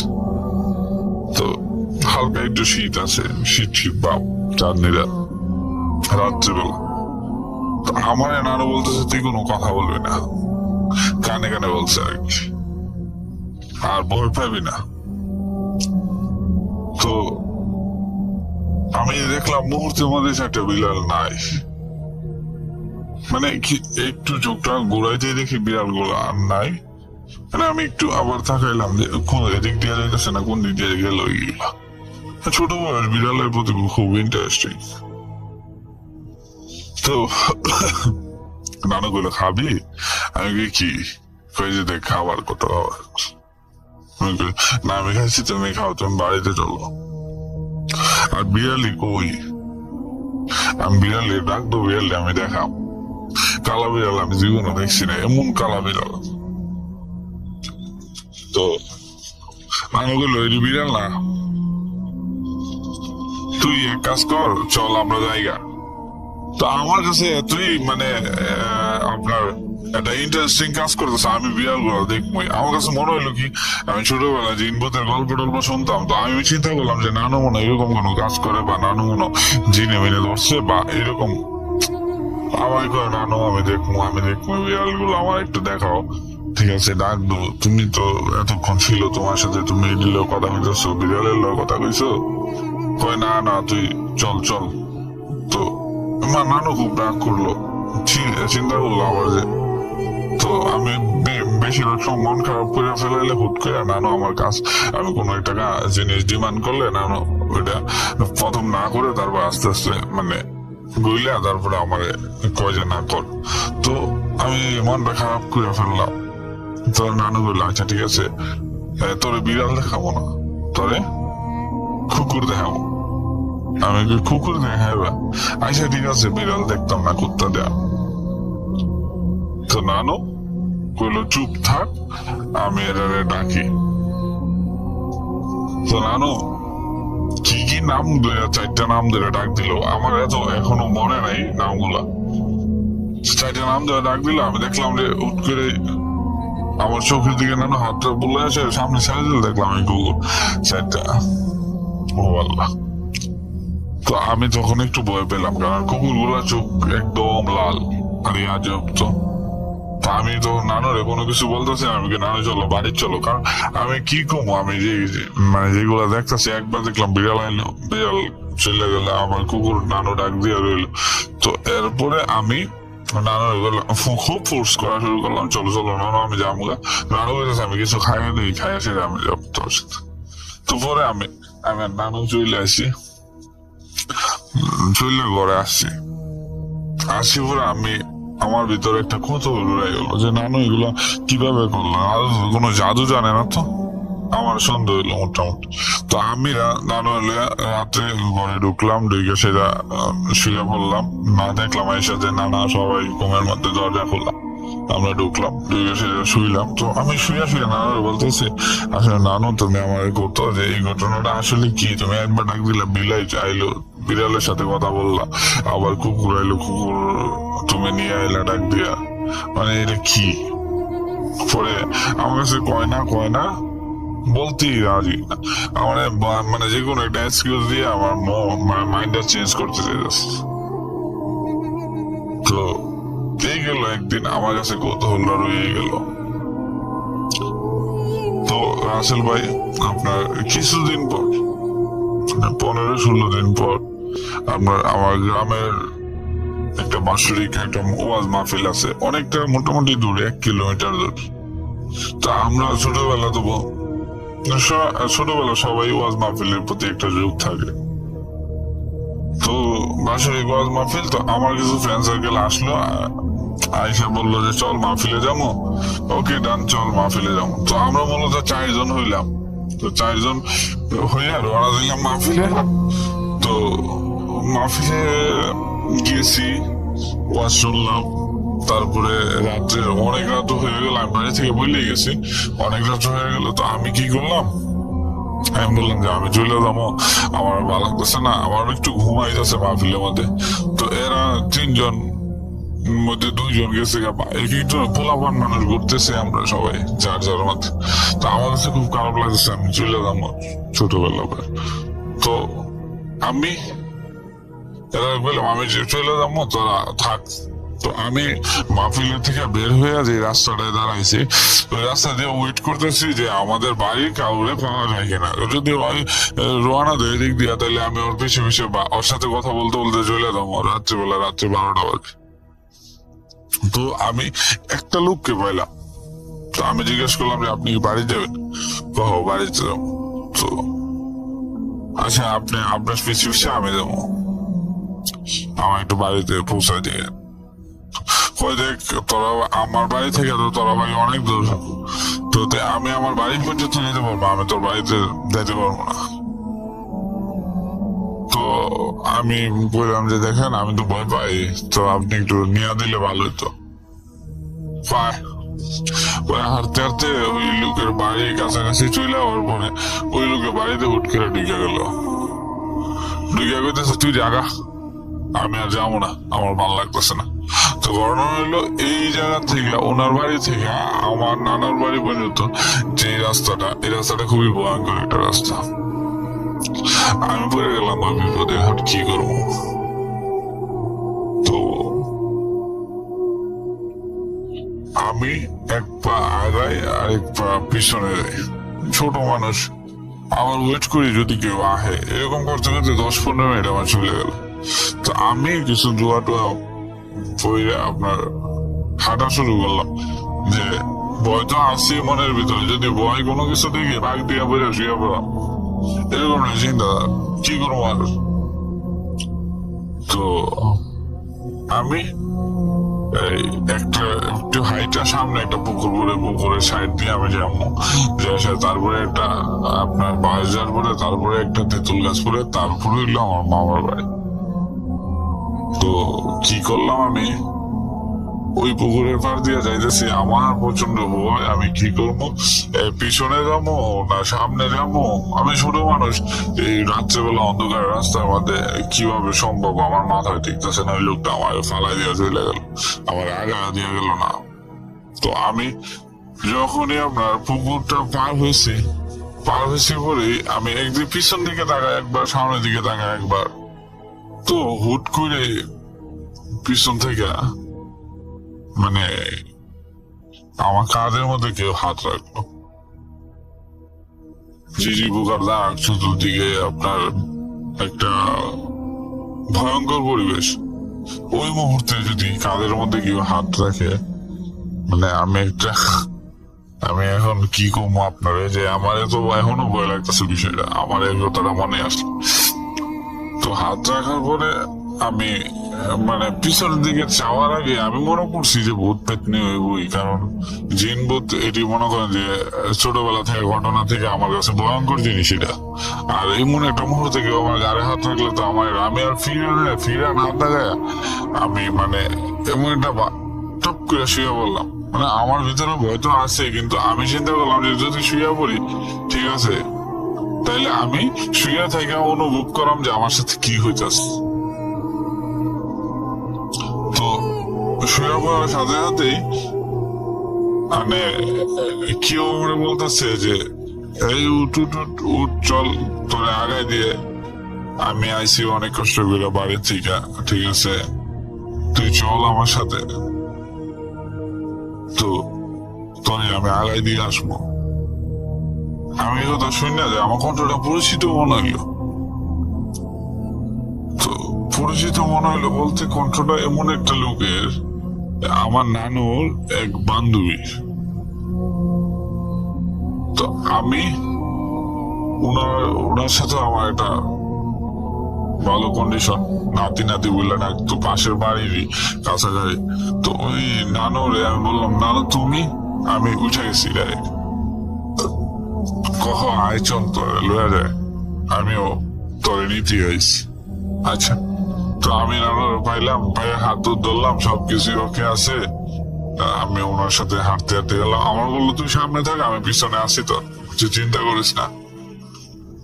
তো আমি আস্তে আস্তে হাঁটতে বাড়ির সামনে যাইতে আর মাত্র 20 কদম লাগবো, এমন একটা সময় আমার থিঙ্কিং হইলো যে আমি যেই নানুরে নিয়ে আপনার যাইতেছি বাড়িতে, এই নানু গত মাসের 17 তারিখ মারা গেছে।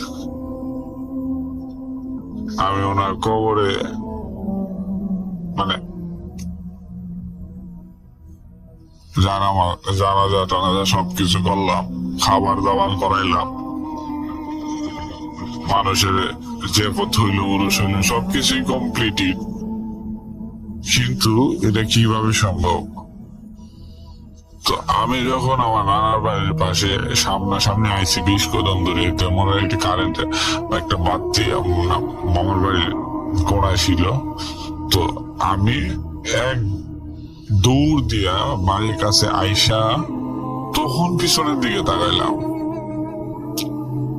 এর আগে তাকাই নাই, কারণ আমি আর পিছনে তাকাইতে পারবো না, আমার কাছে এটা সম্ভব না। কি আমি এটা মানে অনুভব করলাম পিছন থেকে, আমি ওই বাড়ির কোনাতে থাকা তখন পিছনের দিকে তাকাই দেখি আসলে তো কেউ নাই। আমি অ্যাকসেপ্ট করছি জিনিসটা, কারণ এটা স্বাভাবিক, কিন্তু আমার ভয়টা কাইটা গেছে, কারণ আমি এখন বাড়িতে এই কোনাতে আসার পরে দেখি নানু আমার পিছন দিয়ে ডাক দিছে, তুই একলা লিগে তোর লেগে আমি ওই তোর মাসের বাড়ির নানুরে বাড়াইছি তোরে আনার লাগিয়া। আমিও নানুর কথা অবাক হয়ে গেলাম, নানু তুমি কও কি, এটা কিভাবে সম্ভব? নানু তো মারা গেছে কিছুদিন আগে। তুই ভয় পাইছ না? আমি কি ভয় পাইছি না? মানে ভয় তো প্রচন্ড ভয় পাইছি। পরে আমার পরের দিনে আপনার এই কিছু গাছের তাবিজ টুবিজ আমার শরীরে লাগাই দিয়া কইলো যে ভয় পাইস না, এই রাত্রে ঘটনায় তুই একলা ছিলি, তো আমি তোর হেল্প করার লেগে তোর নানারও বানাইছি। আমার কোনোভাবে বিশ্বাস হইতেছে না যে এইসব কাজগুলা অহরহর ছোটখাটো কাজগুলা চলতোই। তো আমার এই বিষয়ে কোনো সময় নানু কাটায় নাই। নানু 2008 সালে মারা যায়। তো আমি এগুলো কারো কাছে শেয়ারও করি নাই, কারণ শেয়ার করাটা নানু আমার অনেক আগে থেকে মানা করে দিচ্ছে। আজকে অনেকদিন পরে মনে হইলো যে আমি প্রতি ফ্যামিলিটা শেয়ার করা দরকার।